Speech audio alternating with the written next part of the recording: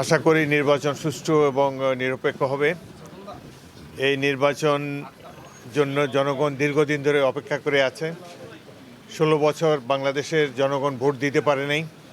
16 বছর আগে যে তরুণ যুবক হয়ে ভোটার হয়েছিল, সে 16টি বছর তার ভোটাধিকার প্রয়োগ করতে ব্যর্থ হয়েছে স্বৈর শাসকের কারণে।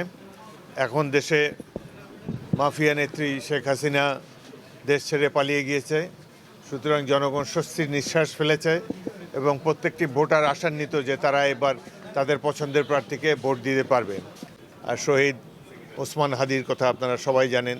তাকেও মর্মান্তিকভাবে সীমান্তের অপর পার থেকে ভারত থেকে এসে ভারত থেকে অর্থ অনুকূল্যে সাহায্য সহযোগিতা প্ল্যানিংয়ের মাধ্যমে তাকে হত্যা করা হয়েছে এবং তাকে আওয়ামী লীগের স্থানীয় এজেন্টরাই তাকে আবার ভারতে পাচার করে দিয়েছে।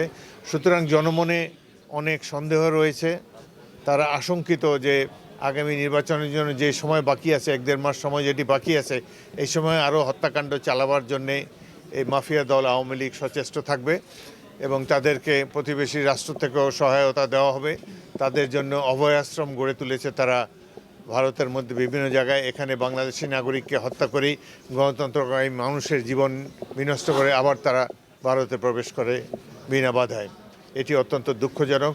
আমরা আশা করব ভারত সরকার এই ধরনের আর কোনো উদ্যোগ দেবে না এবং এই ধরনের যারা হত্যাকাণ্ড করে তাদেরকে ধরে গ্রেফতার করে বাংলাদেশে ফেরত পাঠিয়ে দেবে। এবং আমরা এটাও চাই যে মাফিয়া নেত্রীর নির্দেশে এই হত্যাকাণ্ডগুলো চলছে, যিনি বাংলাদেশে এবং বাইরেও পৃথিবীর নিষ্ঠুরতম স্বৈর শাসক হিসেবে পরিচিতি লাভ করেছেন, শেখ হাসিনাকে ভারত অবিলম্বে বাংলাদেশে ফেরত পাঠাবে, এটাই আমরা আশা করি।